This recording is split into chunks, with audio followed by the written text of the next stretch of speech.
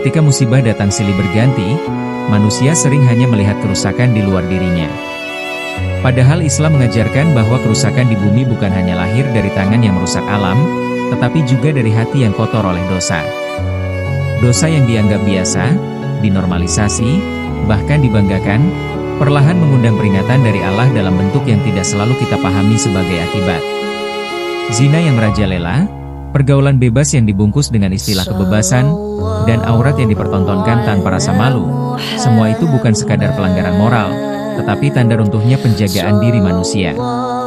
Rasulullah mengingatkan bahwa ketika zina telah tampak terang-terangan di suatu kaum, maka akan muncul wabah, bencana, dan musibah yang belum pernah terjadi pada generasi sebelumnya. Ini bukan kebetulan, tetapi hukum sebab akibat yang Allah tetapkan. Belum lagi riba yang dianggap biasa. Uang diputar tanpa keadilan, yang kaya semakin menekan, yang miskin semakin tercekik. Allah dengan tegas menyatakan perang kepada pelaku riba. Ketika sistem kehidupan dibangun di atas ketidakadilan, jangan heran jika ketenangan dicabut dan keberkahan dihilangkan, meskipun harta terlihat melimpah.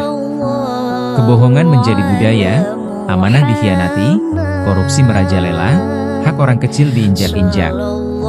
Pemimpin tidak adil, rakyat terbiasa curang, timbangan dikurangi, janji dilanggar, dan sumpah atas nama Allah dipermainkan. Dosa-dosa ini menumpuk seperti awan gelap, hingga akhirnya turun hujan peringatan dalam bentuk musibah yang mengguncang kehidupan. Kemaksiatan lain pun tak kalah berat, meninggalkan sholat, meremehkan perintah Allah, memutus silaturahmi, durhaka kepada orang tua, hasad, dengki, fitnah, ghibah, dan kesombongan. Dosa lisan, dosa hati, dan dosa perbuatan bersatu, membuat manusia jauh dari rahmat dan dekat dengan kehancuran, meski merasa hidupnya baik-baik saja.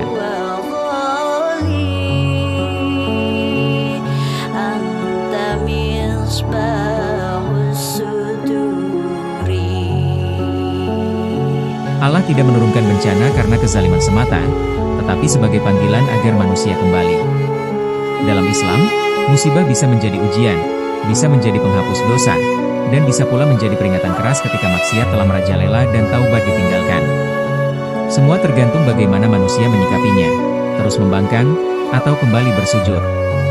Maka jalan keselamatan bukan hanya membangun tanggul dan teknologi, tetapi membangun taubat. Kembali menjaga sholat, menjauhi zina, meninggalkan riba, menegakkan kejujuran, memperbaiki akhlak, dan menjaga alam sebagai amanah Allah. Karena ketika dosa ditinggalkan dan ketaatan ditegakkan, langit dan bumi pun akan kembali bersahabat dengan manusia. Semoga Allah melembutkan hati kita sebelum Dia mengeraskan peringatannya. Semoga kita memilih berubah sebelum dipaksa oleh keadaan. Dan semoga musibah yang kita saksikan hari ini menjadi jalan hidayah, bukan awal dari penyesalan yang terlambat.